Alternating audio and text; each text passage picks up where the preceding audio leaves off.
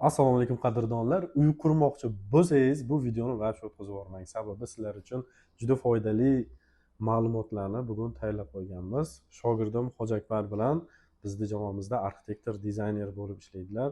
Shunaqa kerakli, og'riqli savollarga birgalikda javob berib boramiz. Assalomu alaykum. Bu savol javoblar sizlar uchun juda ham foydali bo'ladi. Demak, boshladik. Hozirgi kunda qurilishda loyihani o'rni haqida to'xtalib o'tsak, Doston aka. Xo'p, asosiy uy qurmoqchi bo'lsangiz nimadan boshlash kerak? Ko'pchilik yer tanlashdan deylik, aynan mana shu savollarga ham birgalikda javob berib boramiz. Tasavvur qiling, siz yer oldingiz, uy qurishdan oldin nima qilish kerak? Birinchi navbatda proyekt qilishimiz kerak bo'ladi yokida usta quruvchilarni gaplashib turib, ular bilan o'zaro maslahat qilib uy qurishimizga to'g'ri keladi. Ammo o'sha ikkita yo'ldan bittasini tanlash kerak bo'ladi. Xo'p, quruvchilar bilan maslahat qilib, hech qanaqa loyihasiz yoki qog'ozni o'ziga chizib olib qurilish qilganingizdan keyin juda ham siz tasavvur qilmagan xarajatlar kelib chiqadi. Keyin ko'nglingizga yoqmaydigan ana joylar, proyektlar uyingiz bitgandan keyin sizni ko'zingizga ko'rinadi. Loyiha bilan chiziladigan bo'lsa, albatta siz oldindan uyingizni ko'rib, tasavvur qilib, ana undan keyin xarajat qilsangiz bo'ladi. Tushunarli bo'ldi deb o'ylayman. Demak, keyingi savolimiz arxitektor tanlashda nimalarga ko'proq e'tibor berishimiz kerak? Xo'p, arxitektor tanlayotganda o'zi avvalambor bizni tanlashinglar kerak. Albatta hazil. Xo'p, arxitektor tanlayotganda hozirgi vaqt shunaqa bo'lib qoldiki, oldin misol uchun bunaqa ijtimoiy tarmoqlar juda rivojlangan bo'lmagan. Qayerdadir o'sha kimnidir tanishidan orqali surat surishtirib arxitektorlar izlangan. Hozirgi vaqtda kuzatib turibmiz, ijtimoiy tarmoqlardan hamma arxitektor, dizayner qidiryapti. Arxitektor, dizaynerda aynan o'sha ijtimoiy tarmoqlarda ham, misol uchun Instagram, YouTube'ni ochib qaraydigan bo'lsangiz, qanchalik ijodkor arxitektor, ana o'sha narsani bemalol his qilasiz. Ya'ni tayyor shablonlar bilan bormi boriga ishlaydigan arxitektorlar bor yoki yangi bu sohaga kirib kelgan arxitektorlar bor. Aynan mana shu joylariga juda e'tibor berish kerak. O'sha arxitektorni tajribasi va ijodkorligini aniqlashtirishingiz kerak. Ijodkorligi eng muhim joylardan bittasi deb bilaman. Tushunarli bo'ldi. Hop, yana keyingi savolimiz loyiha chizish vaqtida arxitektor inobatga olish kerak bo'lgan shu loyihadagi eng muhim tamoyillardan sanab bersangiz. Xo'p, loyiha qilayotganda birinchi navbatda biz o'zimiz nimaga e'tibor beramiz? Quyoshni qayerdan chiqib, qayerga botishi va misol uchun o'sha qibla tomonni inobatga olib, hovlida havo aylanadimi yo'qmi, uni inobatga olamiz. Keyin qo'shnilarni uyni joylashuviga qarab turib, ularda misol uchun podval bormi yo'qmi, yaxshilab o'sha atrofini kuzatib, o'rganib, ana undan keyin loyiha chizdirilsa to'g'ri bo'ladi. Va yana bitta masala, mijozi talablari, albatta uni ham inobatga olib, arxitektor o'zini taklifini ham berishi kerak mana shu joyda. Oila a'zolarini hisoblagan holatda. Oila a'zolarida misol uchun nechta farzandi bor, ertaga uylantirgandan keyin unga alohida zona kerak bo'ladimi yo'qmi? Xuddi o'sha narsalarni nechidir yildan keyin bo'ladigan narsani arxitektorlar inobatga olib, shu mijozimizga tavsiya berishi kerak. Tushunarli. Demak, yer sotib olishda ham muhim ekan. Yer sotib olishda shu nimalarga e'tibor berish kerak? Xo'p, endi hamma mana shu jarayonlar boshlanishidan oldin yer sotib olish kerak dedik. Yer sotib olayotganda o'zi juda ham katta mavzu hisoblanadi. Men yaxlit qilib bir asosiy bir ikkita, uchta masalani aytib o'tishga harakat qilaman. Birinchi navbatda e'tibor beradigan narsamiz yerimizning hujjatlari. Kadastrlari bormi yo'qmi, o'sha narsalarga e'tibor berish kerak va uni atrofidan yuqori kuchlanishli tok o'tganmi yo'qmi, qanchalik uzoqlikdan o'tgan. Sog'lik uchun ham bu narsa. Keyin uni standart bo'yicha masofasi bor. Aynan o'sha masofadan qochirib uy qurishga to'g'ri kelib qoladi. Shu narsaga e'tibor berish kerak.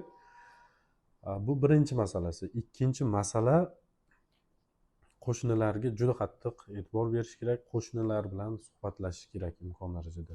Sababi ko'pchilik yer sotib oladida 2 qavatli qura olmaydi hozirgi vaqtda, chunki qo'shnilar rozilik xati degan narsa bor. Qo'shni rozi bo'lmasa juda ham qiynalasiz. Qo'shningizda podvali bormi yo'qmi, bu narsani ko'rish kerak. Uyi eskimi holatiga qarash kerak. Bu podval qaziyotganingizda juda muhim ahamiyatga ega bo'ladi.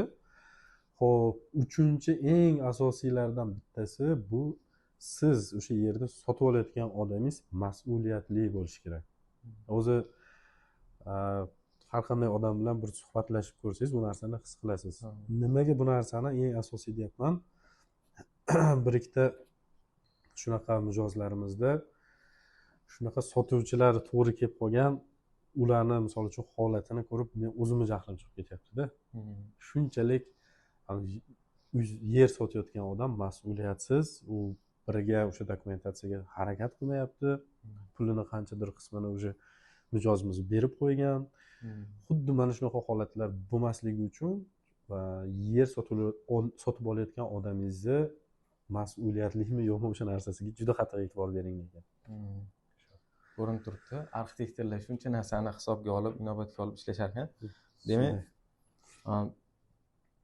shu hozirgi kunda shuncha narsani hisobga olingan loyiha qurilishi xarajatlarini qancha qismini tashkil qilyapti? Shuncha mehnatni narxi qancha? Hozirgi kunda. Xo'p, arxitektorlar xizmati, hamma arxitektorlar har xil uslubda hisoblaydi. Ba'zilar sotqiga hisoblaydi, ba'zilar misol uchun shundoq turishiga necha qavat qurmoqchisiz falonqa deb summa chiqarishadi-da. Bizda bo'ladigan bo'lsa, o'sha faqat qurilish maydoni kvadratiga hisoblaymiz, asosiy binoni qurilish maydoni kvadratiga. Ma'lumot uchun o'sha 4 dan 7 dollargacha hisoblaymiz. Qurilish maydoni kvadratini faqat. Endi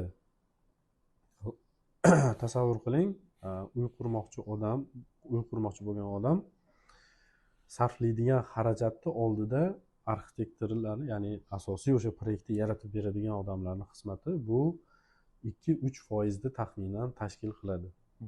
Endi ana shu 2-3% dan qochib turib, ya'ni loyihasiz uy qurganlar juda ko'p murojaat qilishadi. Ayniqsa fundamentini ko'tarib qo'yib murojaat qilishadi. Hamma arxitektorlar ulardan qochadi. Chunki uni podushkasini bilmaymiz. Ya'ni o'sha fundament qo'yilgan bo'lsa, uni yoniga yana qo'shimcha qilaman desangiz, o'sha juda noto'g'ri ish bo'ladi bu. Aynan mana shunaqa holatda sizdan arxitektorlar xullas qochadi.